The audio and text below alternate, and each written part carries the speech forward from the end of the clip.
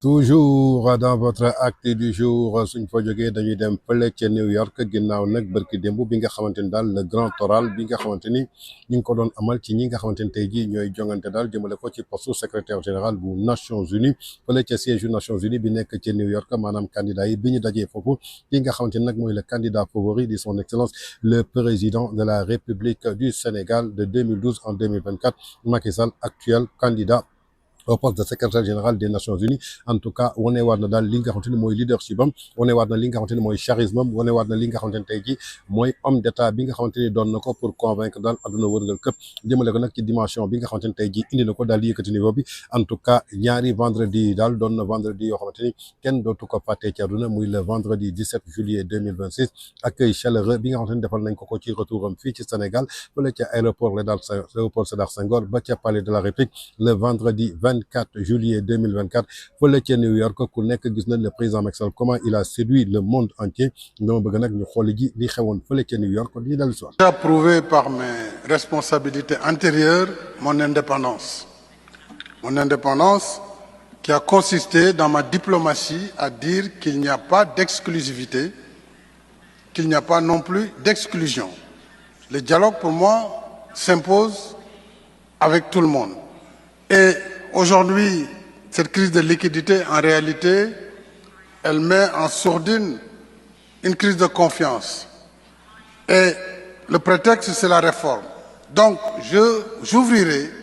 vraiment open book les comptes de l'organisation. Je mettrai également à la disposition de tous les États membres les propositions de solutions de réforme,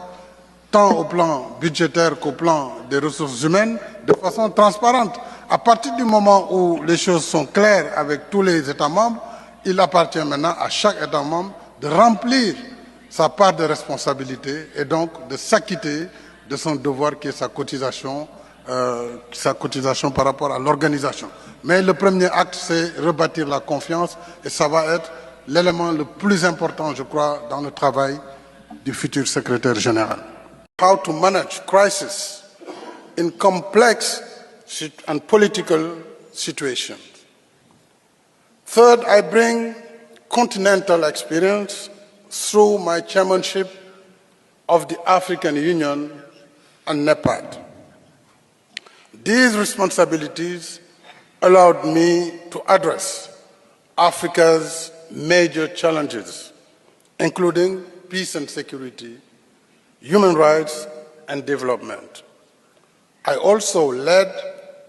the successful campaign for the AU to become a permanent member of the G20. Together,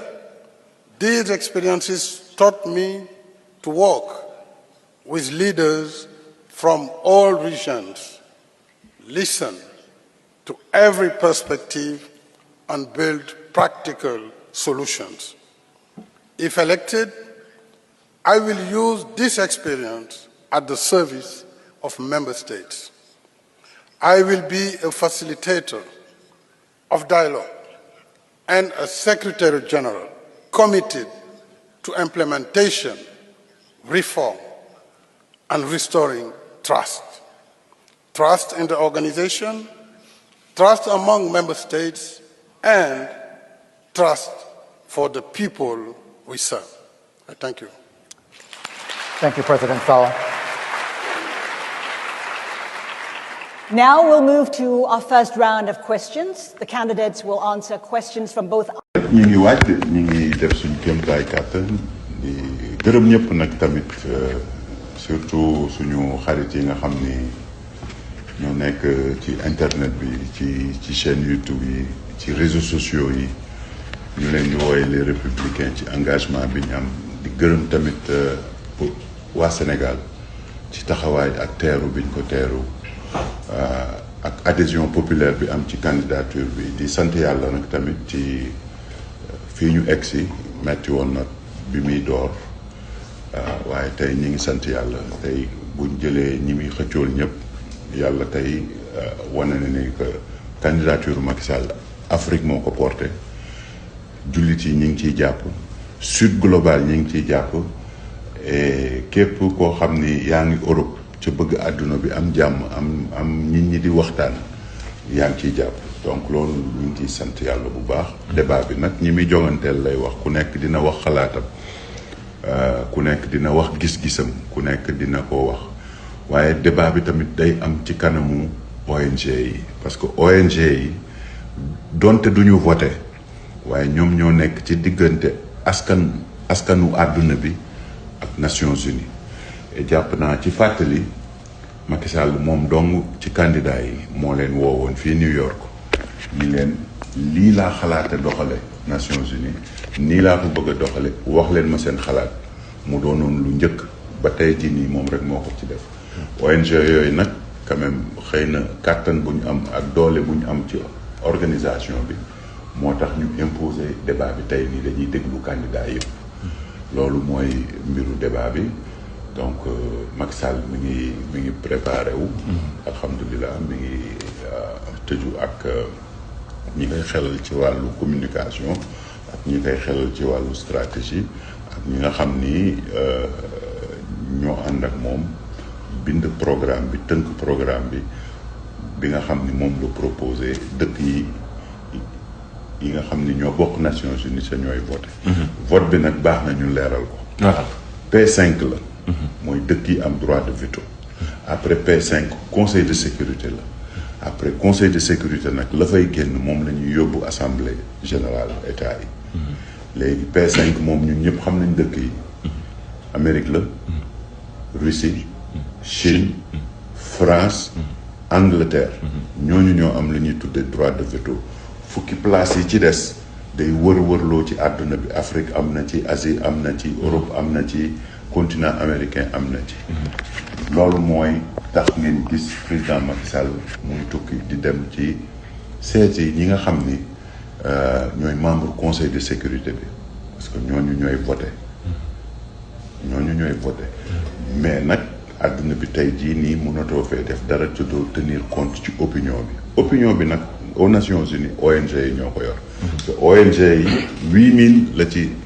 Nations Unies reconnaître 8000 yi li ci ëpp ñoom ñoo dajaloo tey def lii nii créer QG topp Macky Sall di battre campagne am parce que ci programme Macky Sall daf ci jël en considération ONG yi moo tax nga gis ci africain yi muy wane ni que Macky Sall candidat wu Afrique la moo tax nga gis fi asiatique yi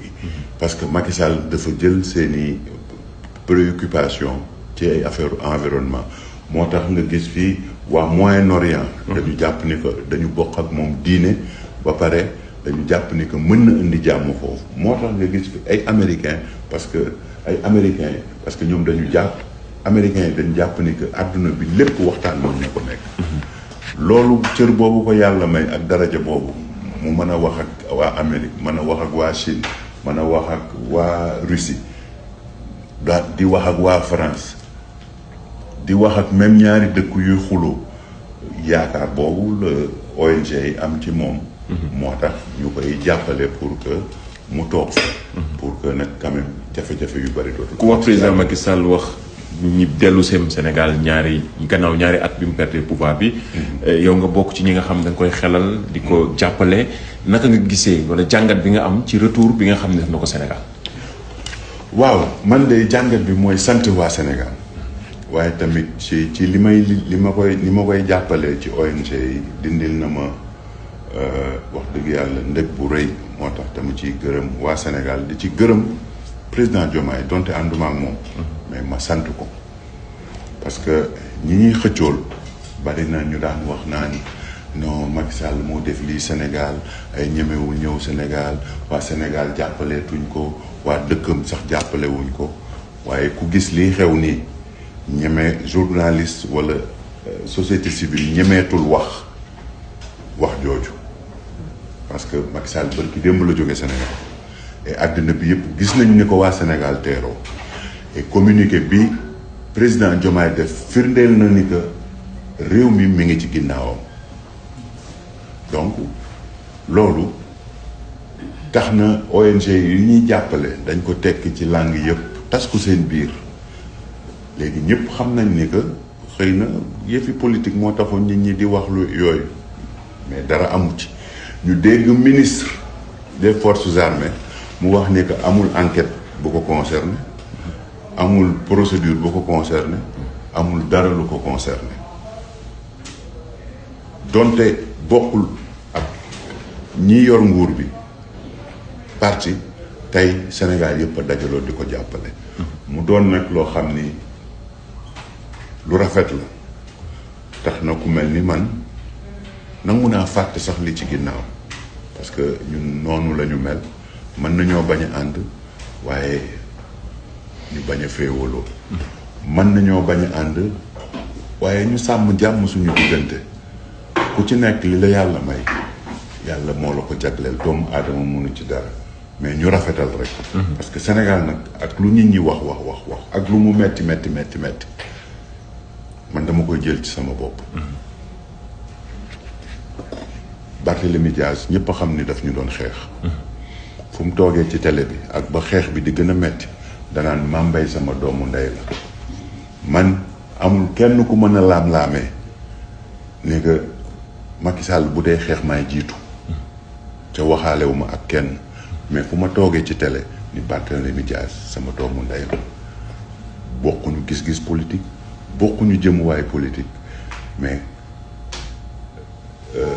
laa biir ak jàmm ak respect dox na suñu diggante et loolu lu ñu mën a def Sénégal nañ fexe ba sàmm ko parce que loolu moo ñu utaleeg dëkk yu bari donc di sant waa Sénégal et di ñii ñaan nañ gën a ñaan yàlla mën na indi ndam parce que tey kuy xool yëf yi donte am na ñuy jéem a wax naan ay non ay Africa Watch xawma Human Rights Watch def na rapport ci kii ak li am cay dëgg mooy dañu jël candidat yëpp ñu def analyse defuñu enquête ñu ni ndaw si lii lay ko gars yi di reprocher opinion bi lii la koy reprocher Macky Sall lii gestion wu crise bi amoon Sénégal la ñuy wax ba léegi mais loolu ñoom bañ koy def ñetti semaine ci ginnaaw la woon mais Macky Sall bërki démb la jógee Sénégal donc tontu baa ngi noonu Nations Unies 8000 ONG la tey man Mame Mbaye Niang mën naa wax ni que sur les 8000 ONG parce que man maay liggéey ak ñoom comme ni nga gis ñi fi toog nii yëpp ay ONG la man damay wax ak ñoom damay jokkalante ak ñoom ci 8000 yi man mën naa wax ni que 5000 yi ñi ngi jàppale Macky Sall ñenn ñi gisuñu ko waaye li mu jël seen préoccupation ci programme am ci bu ko yàlla joxee Nations Unies te moom dong mu def ko ci candidat moo tax ñu dajale seen xaalis seen alal di louer ay hôtel di def ay QG di defar ay casquette di campagne di nekk ci réseaux sociaux yi loo xam ni sax xëy na ñu dëkk Sénégal gisuñu ko donc ñu sant ci yàlla di ci gërëm bu baax merci beaucoup. kon yaakaar naa ni ñoo ko seetaanandoo muy discours président Macky Sall fële nga xamante ni mooy ci siège Nations Unies mu nekkoon nag le grand oral muy le vendredi 24 juillet 2026 mu doonaat beneen journée historique doon beneen journée boo xamante ni le Sénégal a été élevé au plus grand haut sommet de son rang à cause de son fils muy le digne fils du Sénégal président Macky Sall un homme serviable un homme social un homme de paix un homme stable un homme d'État un homme charismatique un homme multidimensionnel aujourd'hui le monde entier est rivé jëmale ko nag ci président Macky Sall jëmale ko nag ci ambition yi nga xamante ne tey jii am na ko ci coursam li nga xamante ne tey jii dëkkam defal na ko barki démb rek dafa joxe confirmation jëmale ko nag ci dëkkam ci boppam ñoom ñoo ko daal di tànn ànd ak moom yaakaar naa ni loolu rek doy na tontu ki nga xamante ni mooy Mbaye Rapport Mbaye Der Caché Mbaye Sweet Beauty doy na tontu ki nga xamante ni mooy Seydi Gassama doy na tontu kii di Guy Marius Sagna doy na tontu ki nga xamante ni tey jii mooy kii di Waly Diouf Bodian jëmale ko nag ci li nga xamante ni moom président Macky Sall def na ko ginnaaw nag bi nga xamante ni moom Mame Mbaye Niang dellu soit na bokk ci li nga xamante ni ñoo yor communication président Macky Sall jëmale ko nag ci satisfaction boo xamante ni tey jii àdduna wërngal këpp daal dinañ koy am malgré nag waa xol bu tàng dégg nañ leen ñuy fen suba ngoon guddeeg bëccëg di naan daal kii di Donald Trump dafa retiré daal li nga xamante ni mooy soutien ci Macky Sall bëgg a soutenir ki nga xamante ni daal mooy Infantino bi nga xamante ni moom moo jiitee FIFA may laaj ndax da ngeen gis Infantino mu doon candidat ci li nga xamante ni mooy poste secrétaire général des Nations Unies comme ni ma koy waxee rek nitu Pastef gàcce du leen rey ba tey ji ñi ngi continuer daal nekk ci plateau yi di fen suba ngoon guddeeg bëccëg